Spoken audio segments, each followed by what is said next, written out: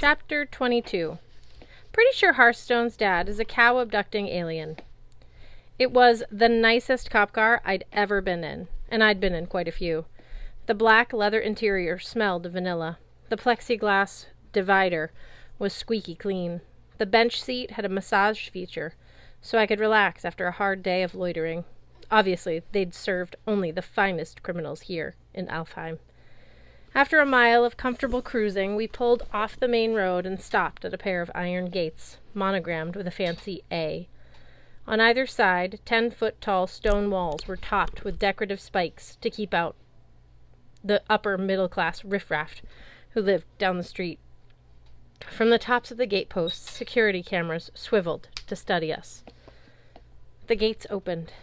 As we drove through into Hearthstone's family estate, my jaw nearly dropped off. I thought my family mansion was embarrassing.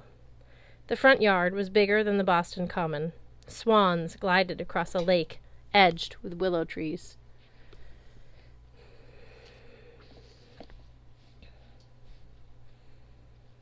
We drove over 2 different bridges crossing a winding creek, past 4 different gardens, then through a second set of gates before coming to the main house, which looked like a postmodern version of Sleeping Beauty Castle in Disneyland.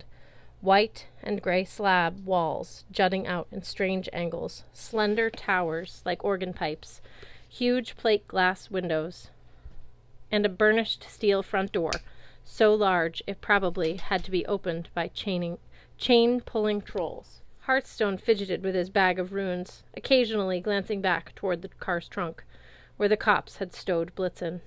The officers said nothing until we parked at the front door. "Out," Wildflower said, as soon as Hearthstone was free.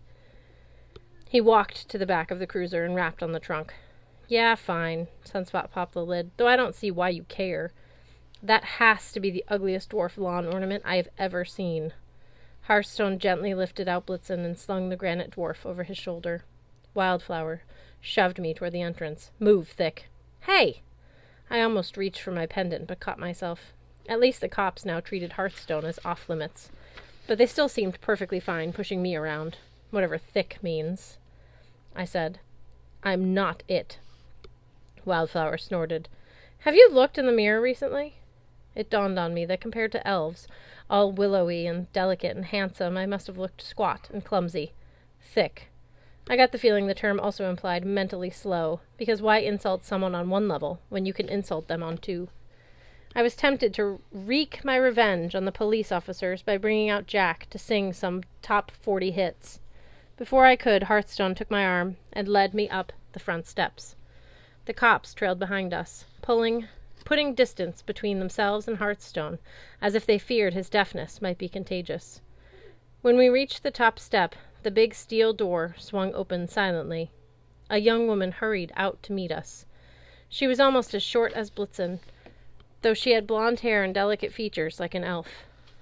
Judging from her plain linen dress and white hair bonnet, I assumed she was a house servant. "Hearth!" Her eyes lit up with excitement, but she quickly stifled her enthusiasm when she saw our police escorts. "Mr. Hearthstone, I mean." Hearth blinked, like he might start crying. He signed, "Hello, sorry," blending them together in a single word. Officer Wildflower cleared his throat. "Is your master home, Inge?" "Oh," Inge gulped. She looked at Hearthstone, then back at the cops. "Yes, sir, but—" "Go get him," snapped Sunspot. Inge turned and fled inside. As she hurried away, I noticed something hanging from the back of her skirt. A cord of brown and white fur, frayed at the end like a tassel of a belt. Then the tassel flicked, and I realized it was a living appendage. "She's got a cow tail," I blurted. Sunspot laughed. "Well, she's a holder. It would be illegal for her to hide that tail. We'd have to bring her in on charges of impersonating a proper elf." The cop gave Hearthstone a quick look of distaste, making it clear that his definition of proper elf also did not include my friend. Wildflower grinned. "I don't think the boy has ever seen a halter before, Sunspot. What's the matter, Thick? You don't have domesticated forest sprites in whatever world you crawled out of?" I didn't answer, though my mind was imagining Jack belting out Serena Gomez in the policeman's ears. The thought comforted me.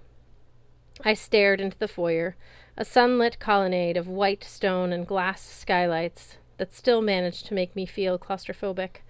I wondered how Inge felt about being required to display her tail at all times. Was it a source of pride to show her identity, or did it feel like a punishment, a constant reminder of her lesser status? I decided the really horrible thing was entwining the two together. Show us who you are, now feel bad about it. Not much different than Hearth signing hello and sorry as a single word. I felt Mr. Alderman's presence before I saw him. The air turned cooler and carried a scent of spearmint. Hearthstone's shoulders slumped, as if Midgard gravity were taking over. He shifted Blitzen to the middle of his back, as if to hide him. The spots on Hearth's scarf seemed to swarm. Then I realized Hearth was shivering. Footsteps echoed on the marble floor. Mr. Alderman appeared, rounding one of the columns and marching toward us. All four of us stepped back. Hearth, me, even the cops. Mr. Alderman was almost 7 feet tall, and so thin he looked like one of those UFO-flying, strange medical experiment-conducting aliens from Roswell. His eyes were too large. His fingers were too delicate. His jaw was so pointy I wondered if his face had been hung on perfect isosceles triangle. He dressed better than your average UFO traveler, though. His gray suit fit perfectly over a green turtleneck that made his neck look even longer. His platinum blonde hair bristled like Hearth's. I could see some family resemblance in the nose and the mouth, but Mr. Alderman's face was much more expressive. He looked harsh, critical, dissatisfied, like someone who'd just had an outrageously expensive, terrible meal and was contemplating the 1-star review he was going to write. Well, his eyes dug into his son's face. You're back. At least you have enough sense to bring that son of Frey with you. Sunspot choked on his smug smile. Sorry, sir, who? This lad. Mr. Alderman pointed at me. Magnus Chase. Son of Frey, isn't it? That's me. I bit back the urge to add, sir. So far, this dude hadn't earned it. I wasn't used to people looking impressed when they found out my dad was Frey. Reactions normally ranged from, gee, I'm sorry, to who is Frey, to hysterical laughter. So I'm not going to lie, I appreciated how quickly the cops' expressions changed from contempt to, oh poop, we just dissed a demigod. I didn't understand it, but I liked it. We didn't know. Wildflower brushed a speck off my shirt like that would make everything better. Thank you, officers. Mr. Alderman cut in. I will take it from here. Sunspot gaped at me like he wanted to apologize or possibly offer me a coupon for 50% off my next imprisonment. You heard the man. I said, off you go, officers Sunspot and Wildflower. And don't worry. I'll remember you. They bowed to me. Actually bowed. Then they made a hasty retreat to their vehicle. Mr. Alderman scrutinized Hearthstone as if looking for visible defects. You're the same, he pronounced sourly. At least the dwarf has turned to stone. That's an improvement. Hearthstone clenched his jaw. He signed short, angry bursts. His name is Blitzen. Stop, Alderman demanded. None of that ridiculous hand-waving. Come inside. He gave me the sub-zero once-over. We must properly welcome our guest.